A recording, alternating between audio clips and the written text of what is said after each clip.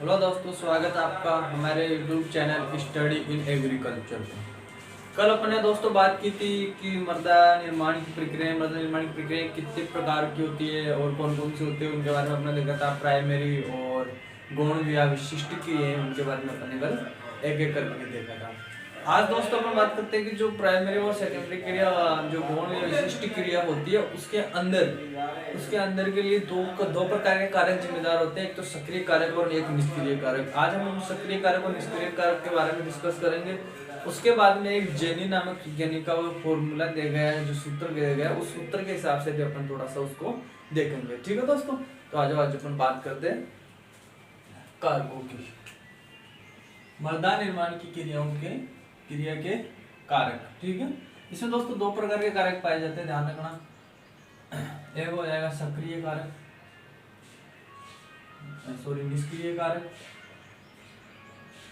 निष्क्रिय कारक, और एक हो जाएंगे सक्रिय कारक। दूसरा हो जाएगा अपना सक्रिय कारक।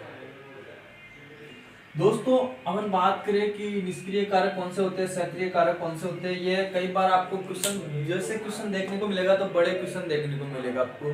छोटा क्वेश्चन इनमें से नहीं आएगा, बड़ा क्वेश्चन आपके आने की संभावना होती है।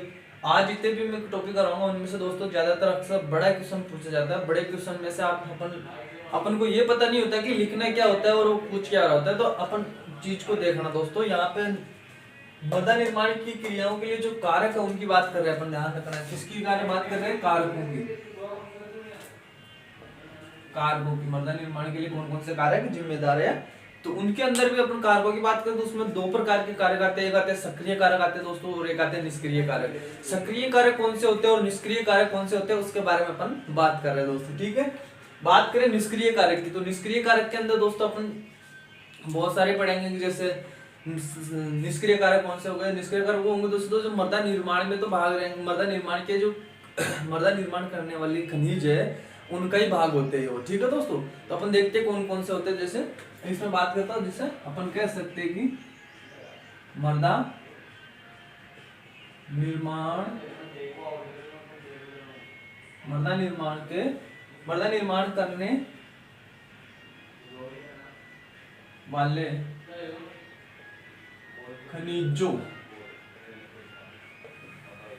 निर्माण करने वाले खनिजों के ही स्रोत है यार। ठीक है, ध्यान रखना दोस्तों, क्या है? स्रोत है, खनिजों के स्रोत है। अब दोस्तों जैसे मृदा निर्माण करने वाले खनिज अपन ने पढ़ा था कि चट्टान का निर्माण किससे हो रहा है? खनिजों से हो रहा है। चट्टान का निर्माण खनिज से हो रहा है, तो खनिजों में जो कौन कौन से उसके निष्क्रिय कारक में कौन कौन से भाग हो सकते हैं, या निष्क्रिय कारक में जो अपन ने क्रिया पढ़ी थी उसके कौन सा भाग निष्क्रिय कारक में जाएगा और कौन सा सक्रिय में जाएगा, उसकी बात करें। जैसे अपन मृदा निर्माण करने वाले खनिज, अब वास्तव अपन पढ़ता है कि खनिज होता है किसी भी चट्टान का पेरेंट मटेरियल होता है। क्या होता है? पेरेंट मटेरियल होता है, बोले तो पैतृक पदार्थ होते हैं। ठीक है, तो एक तो इसमें हो जाएगा दोस्तों अपना निष्क्रिय कारक में पैतृक पदार्थ। कौन सा हो जाएगा? पैतृक पदार्थ हो जाएगा। दूसरा हो जाएगा दोस्तों इसमें भूतल की आकृति,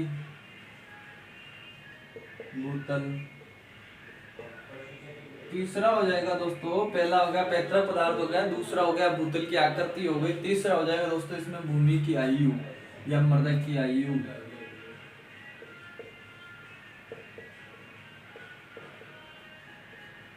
ये दोस्तों होते हैं अपने निष्क्रिय कारक। आपको इनके बारे में लिखना होता है दोस्तों, ज्यादा कोई लिखना नहीं होता। पेरेंट मटेरियल क्या होता है, भूतल क्या होता है, मृदा की आयु क्या होती है। ठीक है दोस्तों, तो बड़ा क्वेश्चन आता है तो अपन को ये चीजें लिखनी होती है। तो इनकी अगर निष्क्रिय कारक में अपन बात करें तो कौन कौन से आएंगे? पैतृक पदार्थ आ गया दोस्तों, ठीक है, भूतल की स्थिति आ गई दोस्तों अपने, और मृदा की आयु आ गई। कौन से आ गई?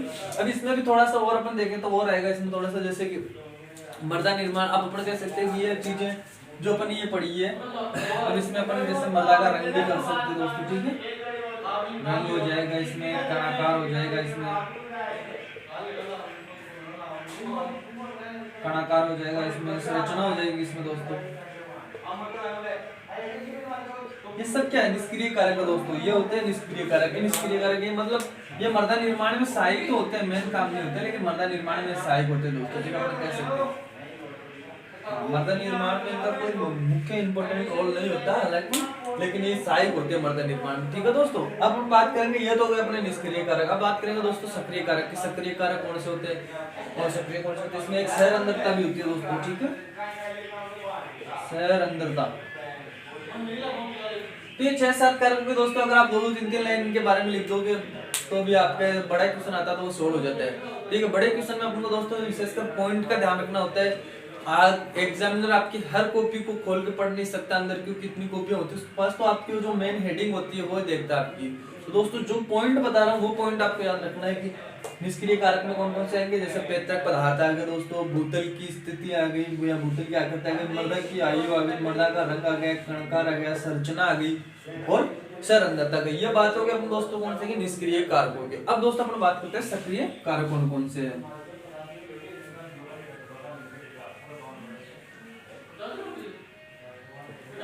निष्क्रिय कारक की अपने बात कर ली, अब बात करेंगे अपने दोस्तों सक्रिय कारक की।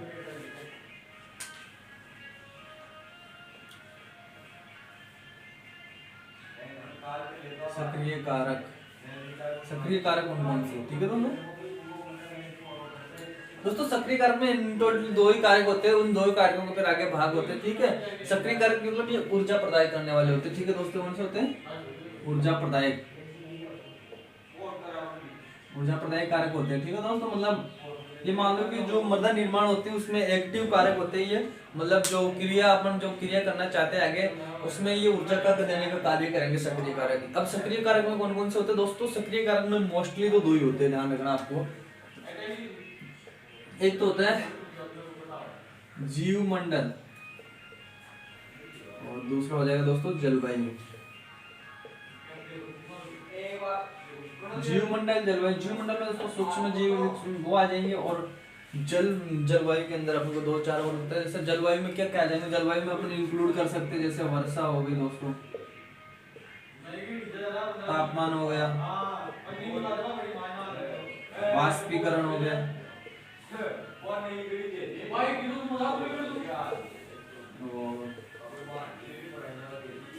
वर्षा हो गया, तापमान हो गया, वाष्पीकरण हो गया। एक दोस्तों इसमें अपन वायु कर सकते हैं। ठीक है, ये कारक हो गए अपने कौन से? सक्रिय कारक। अपने पहली बात की तो निष्क्रिय कारक तो ये हो गया अपना सक्रिय कारक, मतलब जो अपनी मृदा निर्माण की प्रक्रिया होगी उसमें जो एक अहम भूमिका अदा करेंगे, ऊर्जा देने का कार्य करेंगे, वो होते हैं दोस्तों कौन से? सक्रिय कारक। सक्रिय कारक अपन को जाकर जैसे कोई क्रिया हो रही है मृदा निर्माण में तो उसको अपन जहाँ एनर्जी की आवश्यकता होगी वो एनर्जी देने का कार्य करेंगे सक्रिय कारक।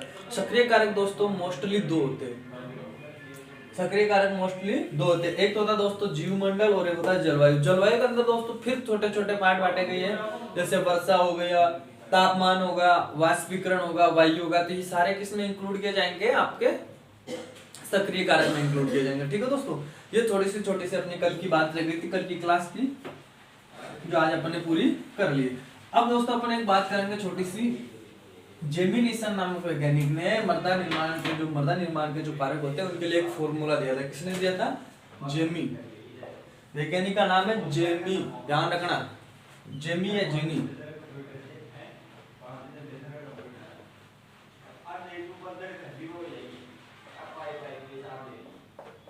जेनी वैज्ञानिक, ठीक है दोस्तों, जेनी वैज्ञानिक, जेनी वैज्ञानिक नामक ने एक फॉर्मूला दिया था मृदा निर्माण कारकों को। उसमें दोस्तों आपको मोस्टली ये देखना होता है कि जो उसने फॉर्मूला दिया था उसने जो अक्षर लिखे थे उनके बारे में अपन को ध्यान रखना है। स्पेशली कभी कभार वो डायरेक्ट आपको 1 नंबर में 2 नंबर में डायरेक्ट फॉर्मूला पूछ लेता है और फॉर्मूला के अंदर जो आपको दिए होते हैं शॉर्ट नाम उनके आपको फुल फॉर्म बतानी होती है दोस्तों। ठीक है, तो उसकी बात कर रहे हैं अपन दोस्तों। ठीक है, इसका फॉर्मूला कौन सा है वो देखो,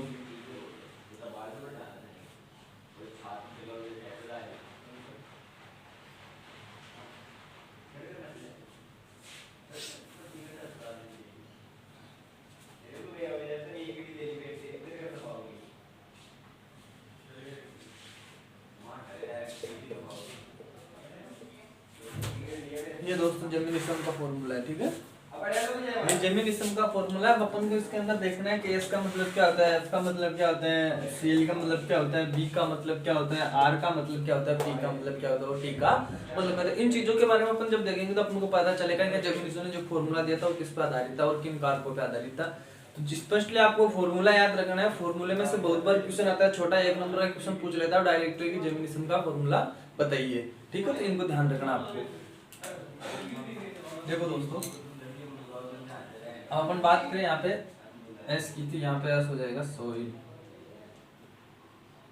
ठीक है दोस्तों। मृदा के गुण बताए जाएंगे एस के अंदर, एस के तहत, ठीक है दोस्तों। सोइल के कौन कौन से गुण है, एस का मतलब होता है सोइल के गुण, और एफ का मतलब होता है, ये हो गया एस का दोस्तों। एफ की बात करें तो एफ का होता है अपन कारक, मतलब कौन से कारक जिम्मेदार होंगे या कार्य कह सकते हैं अपन, ठीक है, फंक्शन या कार्य। अब बात करें दोस्तों सीएल, तो इसका मतलब होता है यहाँ पे क्लाइमेट, बोले तो जलवायु, जलवायु। बी का मतलब होता है दोस्तों बायोस्फीयर या जीव मंडल,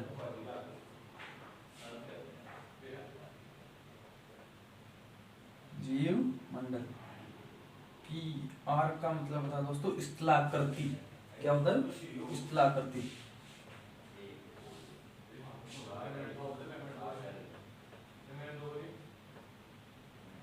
स्थलाकृति, ठीक है दोस्तों।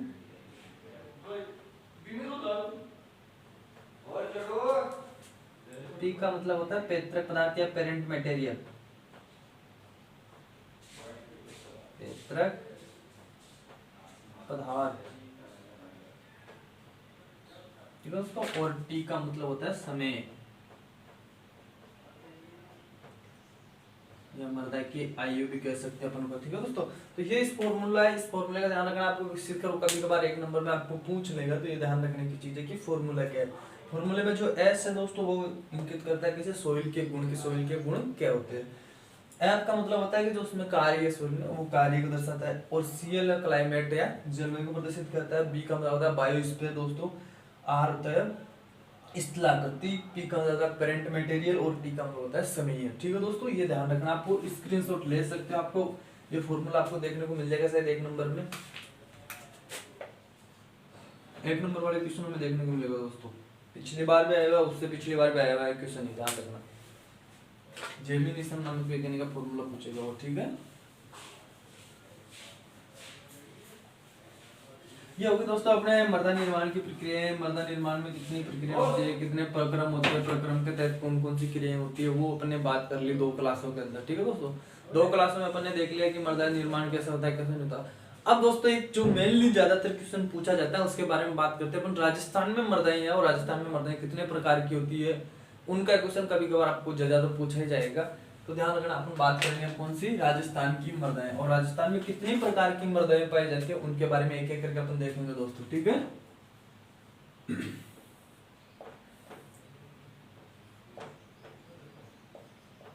राजस्थान की मृदाएं,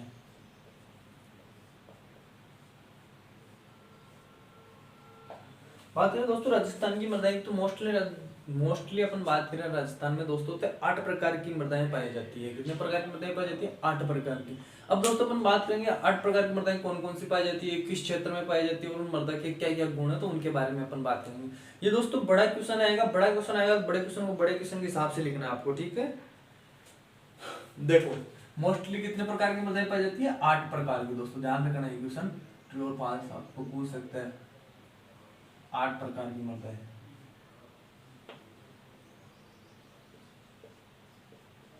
8 प्रकार की मृदाएं पाई जाती है, ठीक है, ध्यान रखना इस चीज का। अब बात करें 8 प्रकार की कौन कौन सी पाई जाती है, तो अपन एक एक करके उनका अध्ययन करते चलेंगे दोस्तों। आप बस बोर्ड पे देखना और समझते रहना, क्योंकि एक इनका क्षेत्र आपको याद रखना है कि कौन से क्षेत्र में कौन सी मृदाएं पाई जा रही है, ठीक है दोस्तों। पहले अपन बात करें बलुई मृदा की।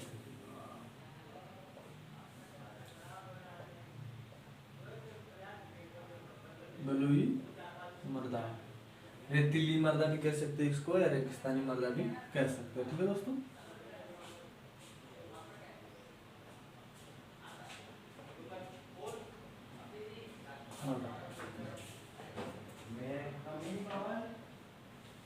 अब एकदम बलुई मृदा के बारे में बात करेंगे। बलुई मृदा कहाँ पाई जाती है, कहाँ पाई जाती है, तो ध्यान रखना दोस्तों, ज्यादातर राजस्थान के अंदर अपन बात करें, अपन ज्यादातर सर्वाधिक क्षेत्रफल में अपन राजस्थान की बात करें, राजस्थान में सर्वाधिक क्षेत्रफल में यही मृदा पाई जाती है।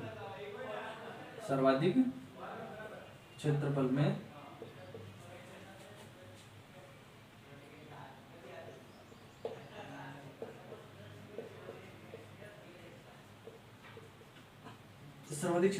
पाई जाती है। ठीक है दोस्तों, राजस्थान में सर्वाधिक क्षेत्रफल में ये मृदाएं पाई जाती है। और ध्यान रखना, ये कम उपजाऊ मृदा होती है, रेगिस्तानी मृदाएं कम उपजाऊ होती है। ठीक है, कम उपजाऊ मृदा। और दोस्तों इसकी जो जल धारण क्षमता वो भी कम होती है। जल धारण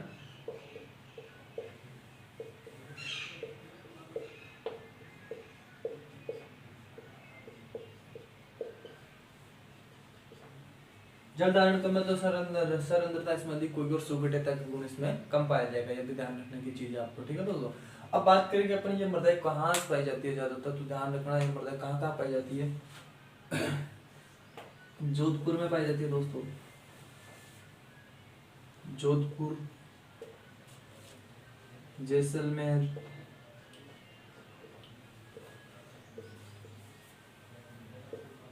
झुंझुनू,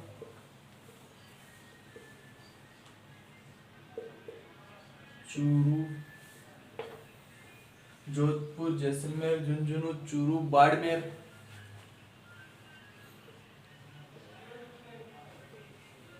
ठीक दोस्तों। इन जिलों में ज्यादातर कौन सी मृदाएं पाई जाती है, बलुई मृदा या रेतीली मृदा पाई जाती है।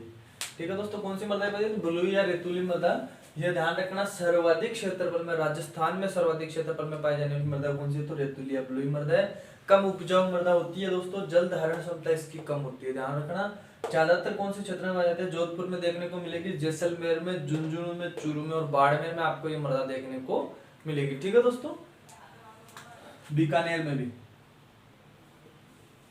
बीकानेर और ऐड कर सकते हैं आप। ठीक है, इन जिलों में आपको कौन सी मृदा मिलेगी, बलुई या रेतीली मृदा देखने को मिलेगी।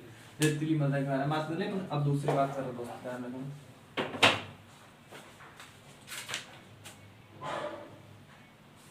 दूसरी मृदा कौन सी होती है दोस्तों, दूसरी होती है भूरी रेतीली मृदा।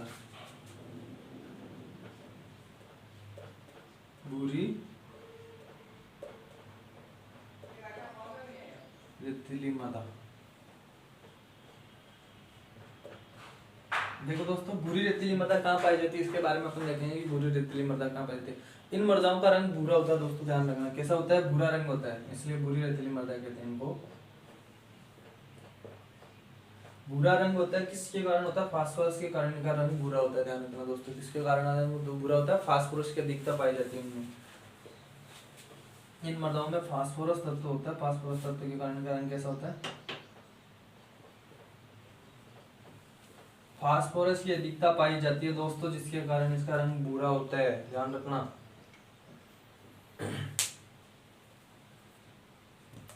फास्फोरस तत्व की अधिकता के कारण इनका रंग भूरा होता है। अब बात करें मृदा कहाँ कहाँ पाई जाती है, तो ध्यान रखना दोस्तों, ये मृदा पाई जाएगी पाली, सिरोही,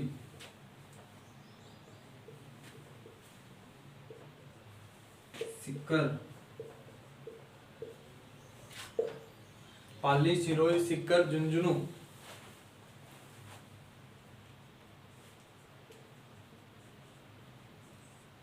इन जिलों में यह मृदा आपको देखने को मिलेगी, भूरी या रेतीली मृदा। ध्यान रखो दोस्तों, स्क्रीनशॉट ले लो दोस्तों इनका, ये स्क्रीनशॉट ले लो, आपके काम आने वाली चीजें। बड़ा क्वेश्चन पूछा जाएगा तो आपको इस तरीके से पॉइंट बना बना के लिखना है। ठीक है दोस्तों, तो बात करें अपन ब्लू मृदा की, तो ब्लू मृदा राजस्थान में सर्वाधिक क्षेत्रफल में पाई जाने वाली मृदा। ध्यान रखना, सर्वाधिक क्षेत्रफल में पाई जाने वाली, कम उपजाऊ होती है, इसकी जल धारण क्षमता कम होती है। ठीक है दोस्तों, कहाँ कहाँ पाई जाती है, जैसलमेर में पाई जाती है, जोधपुर में पाई जाती है, बीकानेर में पाई जाती है, चूरू में पाई जाती है, झुंझुनू में पाई जाती है और बाड़मेर में आपको देखने को मिलेगी। ठीक है दोस्तों, दूसरी है भूरी रेतीली मृदा। भूरी रेतीली मृदा का रंग भूरा होता है, किसके कारण होता है, क्योंकि इन मृदाओं में फास्फोरस की अधिकता पाई जाती है दोस्तों। फास्फोरस की अधिकता पाई जाने के लिए इनका रंग कैसा होता है, भूरा होता है। कौन कौन से जिलों में देखने को मिलेगी, पाली में, सिरोही में, सीकर में और झुंझुनू में आपको ये मृदा मिलेगी दोस्तों। ठीक है, अब बात करते हैं अपन तीसरी, लाल पीली मृदा।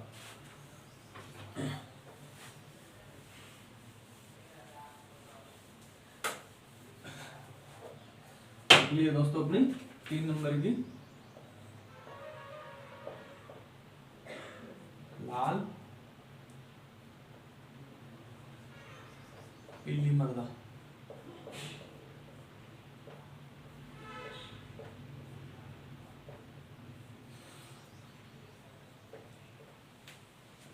तीसरी मृदा अपनी लाल पीली मृदा। लाल पीली मृदा में दोस्तों ध्यान रखना चूना और चूना अधिक पाया जाता है, ठीक है। CaCO3 चूना अधिक पाया जाता है दोस्तों, ध्यान रखना इनमें चूने की मात्रा अधिक होती है, जिसके कारण पे लाल पीले रंग की होती है, ठीक है। ये मृदाएं कम उपजाऊ होती है। तो दोस्तों कुछ कॉमन पॉइंट रहेंगे वो अपन लिख सकते हैं।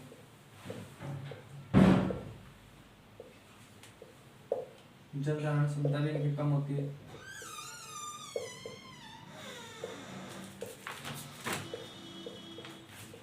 जल धारण क्षमता कम होती है। ये 2-3 इम्पोर्टेंट पॉइंट ध्यान रखना है। इनमें CaCO3 और चूने की मात्रा अधिक पाई जाती है, जिसके कारण इनका रंग क्या आता है, पीले लाल पीले रंग की मृदाएं होती है।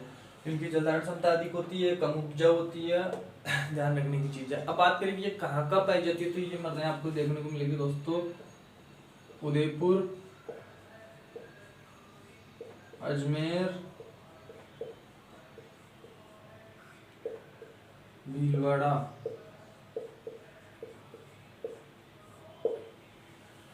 उदयपुर में देखने को मिलेगी, अजमेर में देखने को मिलेगी, आपको भीलवाड़ा में देखने को मिलेगी, बांसवाड़ा में मिलेगी दोस्तों ये मृदा।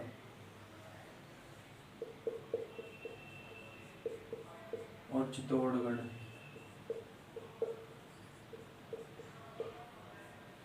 ठीक है दोस्तों। उदयपुर में, अजमेर में, भीलवाड़ा में, बांसवाड़ा में और चित्तौड़गढ़ में आपको जो है देखने को मिलेगी लाल पीली मृदा। अब आते हैं दोस्तों चौथे प्रकार की मृदा कौन सी होती है। 8 देखते हैं, चौथे देखते हैं अपन दोस्तों। पहला हो गया बलुई मृदा हो गया, रेतीली बलुई मृदा हो गया। दूसरी हो गया भूरी रेतीली मृदा हो गई। तीसरी लाल पीली मृदा हो गई। चौथी बात होता है लास्ट तो लाल लोमी मृदा।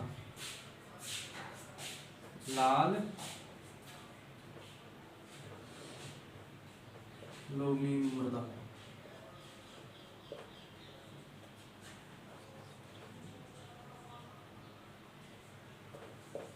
लाल लोमी मृदा दोस्तों ध्यान रखना लाल रंग की मृदा होती है, ठीक है।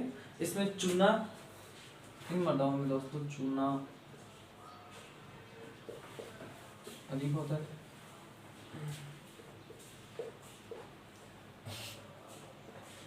फास्फोरस और पोटास की विधि बताएं।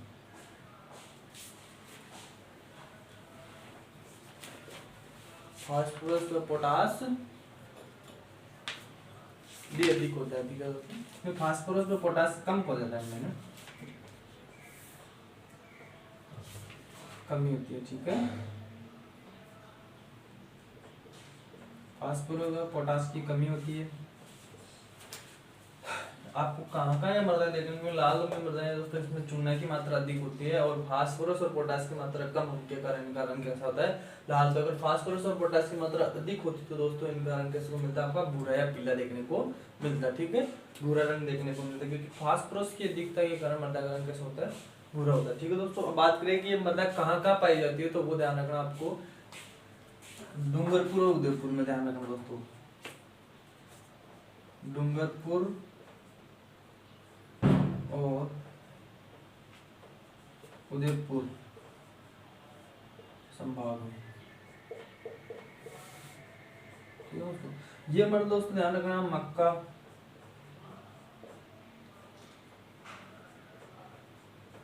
चावल व गन्ने की खेती के लिए उपयुक्त है।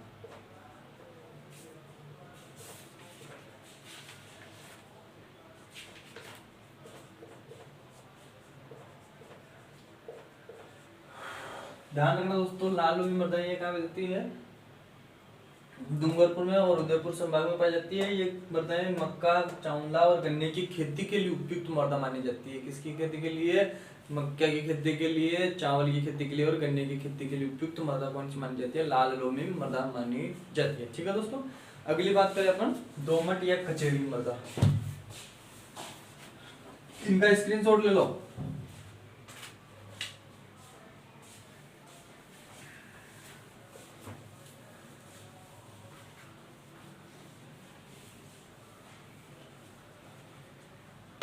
अगली बात करते हैं दोस्तों अपन दोमट, इसको कहते हैं कचौड़ी मृदा। दोमट या कचार मृदा।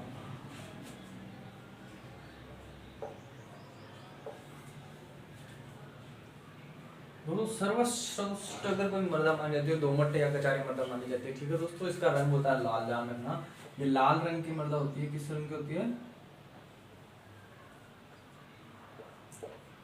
लाल रंग की मृदा होती है दोस्तों। खेती के लिए सर्वोत्तम मृदा मानी जाती है। ध्यान रखना, यह अधिक उपजाऊ मृदा होती है। ध्यान रखना आपको।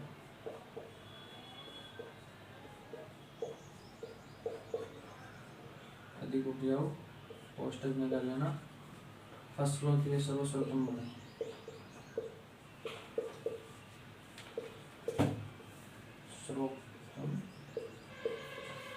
मृदा।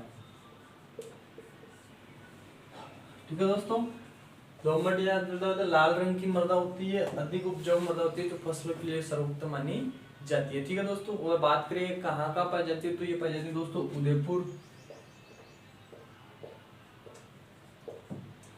भरतपुर, मध्य व दक्षिण भारत। ठीक है, दक्षिणी राजस्थान में।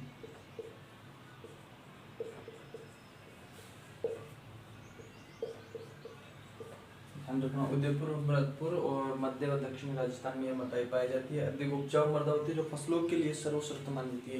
ये मृदा अधिक उपजाऊ होने के कारण फसलों में सर्वश्रेष्ठ माने जाते हो। और दोमट मृदा सर्वश्रेष्ठ मृदा मानी जाती है। ध्यान रखना दोस्तों, क्योंकि इसमें सभी गुण होते हैं। सर्वश्रेष्ठ होती है, उपजाऊ भी होती है, इसमें जल धारण क्षमता भी होती है, हालांकि कली की अपेक्षा कम होती है। ध्यान रखना।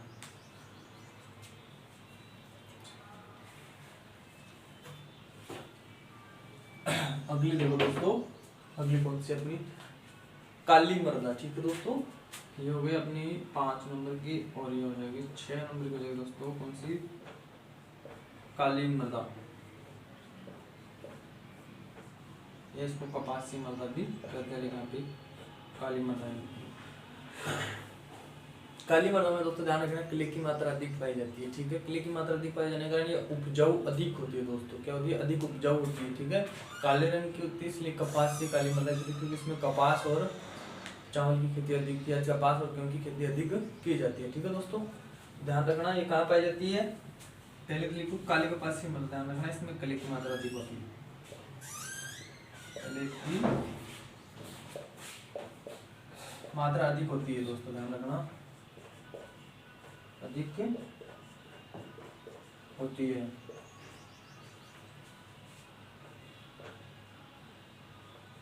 अधिक उपजाऊ होती है।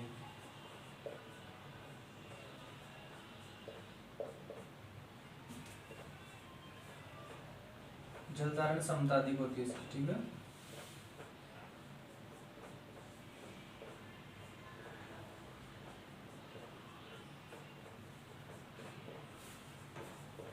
जल धारण क्षमता अधिक होती है। कपास की खेती के लिए उपयुक्त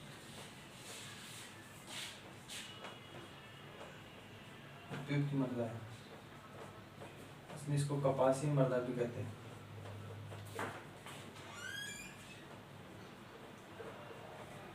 कहाँ पाई जाती है? ध्यान रखना, ये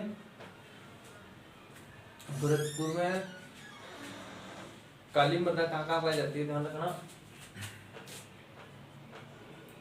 उदयपुर,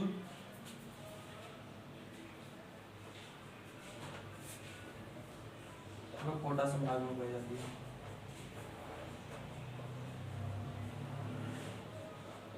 उदयपुर में कोटा संभाग में पाई जाती है मृदा। ठीक है दोस्तों, ध्यान रखना, काली मृदा में कले की मात्रा अधिक होने के कारण इसमें जल धारण क्षमता अधिक होती है, और कपास की खेती के लिए सर्वश्रेष्ठ मृदा मानी जाती है, इसलिए इसको काली कपासी मृदा भी कहते हैं। और कहाँ पाई जाती है?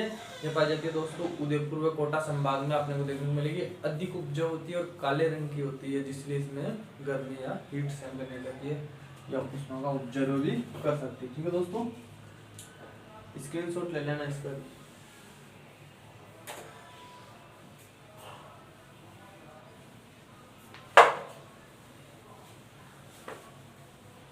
ये बड़ा क्वेश्चन आएगा दोस्तों, ध्यान रखना, वो 100% आता ही आता है ये क्वेश्चन बहुत बार।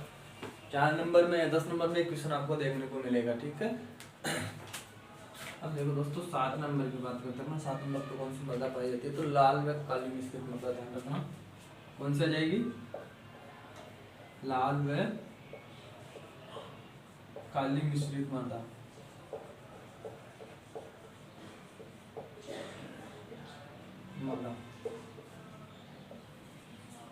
दोस्तों लाल और काली मृदा का मिश्रण होता है, लाल और काली मिश्रित मृदा कहते हैं। ये दोस्तों आपको उदयपुर खंड में देखने को मिलेगी। कहाँ मिलेगी, उदयपुर खंड में। वही लिखना सेम ही, उपजाऊ होती है, इसकी जलधारण क्षमता भी अधिक होती है, ठीक है। लाल और काली मृदा से मिक्स है, ठीक है दोस्तों। हालांकि कले की उपेक्षा कम होगी लेकिन इसकी होगी। अब बात करते हैं अपना 8 नंबर पे कौन सी मृदा आती है, जो अपनी लास्ट एंड फाइनल मृदा है, ठीक है। राजस्थान की मृदा 8 प्रकार की होती है दोस्तों, और 8 प्रकार ध्यान रखना आपको कौन कौन सी होती है। ये हो जाएगी अपनी भूरी रेतीली मृदा,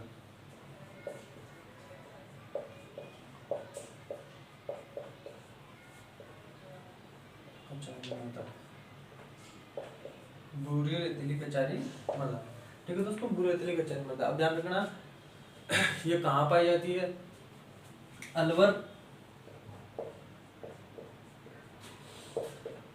गंगानगर, अलवर और गंगानगर में आपको देखने को मिलेगी, और भरतपुर में भी। अलवर, गंगानगर, भरतपुर में ये मृदा आपको देखने को मिलेगा दोस्तों, ठीक है। और ये मृदा कपास और गेहूं की खेती के लिए उपयुक्त है। कपास व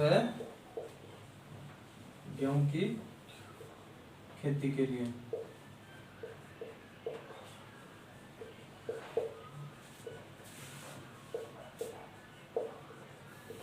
कपास व गेहूं की खेती के लिए उपयुक्त है। अपन दोस्तों बात कर ले राजस्थान में कितने प्रकार की मृदा होती है, कौन सी मृदा किस क्षेत्र में पाई जाती है, कौन से जिले में पाई जाती है, और किस फसल के लिए उपयुक्त है, ठीक है दोस्तों। और अपने 8 प्रकार जो मृदा के देखे दोस्तों, इसमें कभी कभार 2 नंबर में भी आपको क्वेश्चन पूछ लेता है कि काली मृदा क्या होती है, काली मृदा कहाँ पाई जाती है, या इसके गुण क्या होते हैं। तो ये ध्यान में रखना, आपको जो बताया वो बड़ा क्वेश्चन अक्सर आपको ज्यादातर पूछा जाता है इसमें, ठीक है दोस्तों। ये हो गए अपने राजस्थान की 8 प्रकार की मृदा। अब दोस्तों अपना एक छोटा सा टॉपिक और है मृदा संरचना, उसके बारे में लोग बात करेंगे। ये दोस्तों छोटे छोटे टॉपिक है, लेकिन इन सब क्वेश्चन हर बार पूछा जाता है, ध्यान रखना आपको। अगला टॉपिक है दोस्तों अपना मृदा संरचना।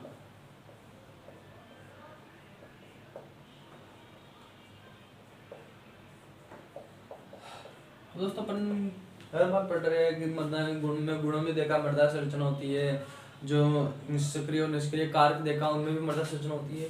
तो आखिरकार ये मृदा संरचना होती क्या है, तो ध्यान रखना जो मृदा के जो प्राथमिक कण होते हैं सैंड सील्ड क्ले, मृदा के जो प्राथमिक कण होते हैं सैंड सील्ड क्ले, उनका जो व्यवस्थित रूप होता है उसको अपन क्या कहते हैं, मृदा संरचना कहते हैं। क्या कहते हैं, सैंड सील्ड क्ले के व्यवस्थित रूप को क्या कहते हैं, मृदा संरचना कहते हैं, ठीक है दोस्तों। तो ये डेफिनेशन ध्यान रखना, बहुत बार मृदा संरचना की डेफिनेशन पूछ लेता है। तो क्या होती है कि मृदा के प्राथमिक कण, मृदा के प्राथमिक कण,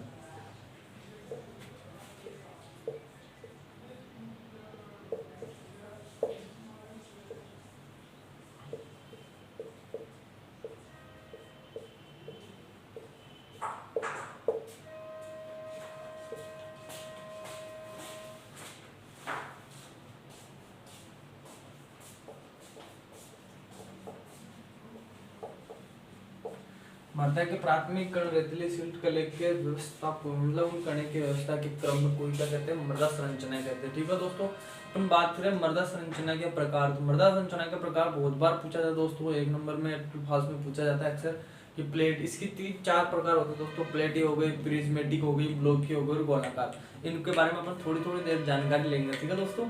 बहुत बार वो डेफिनेशन पूछ लेगा, डेफिनेशन ही पूछेगा तो आपको ये प्रकार पूछ लेगा, 2 नंबर में क्वेश्चन दे देगा, 4 नंबर में क्वेश्चन दे देगा कि मृदा संरचना के डेफिनेशन बताए तथा उसके प्रकार कौन कौन से होते हैं, उनके प्रकारों के बारे में बताना होता है अक्सर का, ठीक है दोस्तों, तो कौन कौन से प्रकार होते हैं उनके बारे में देख लेते हैं। मैं एक चार्ट बना रहा हूँ, चार्ट के माध्यम से अपन देखेंगे इनमें। ठीक है,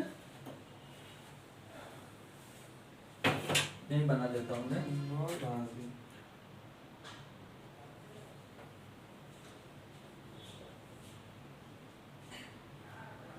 ये हो जाएगी दोस्तों प्लेटी, पहले हो जाएगी अपनी प्लेटी, और ये हो जाएगी अपनी प्रिज्मेटिक,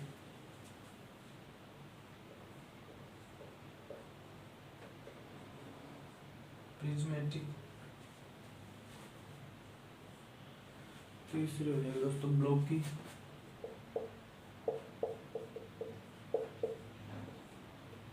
और छह हो जाएगी ब्लॉक की, और ये हो जाएगी गोलाकार,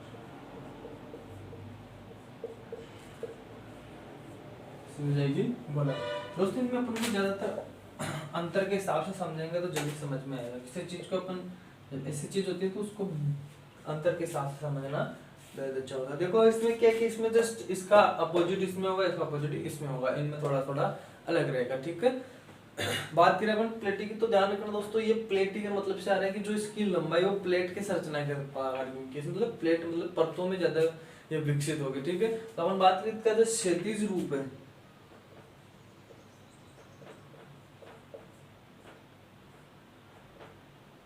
इसका जो क्षैतिज रूप है, क्षैतिज सीमा है या क्षैतिज अक्ष है, अधिक विकसित होगा। ठीक है, अधिक विकसित। और इसका दोस्तों प्रिज्मेटिक का ध्यान रखना, ऊर्ध्वाधर, ऊर्ध्वाधर अक्ष अधिक विकसित होगा।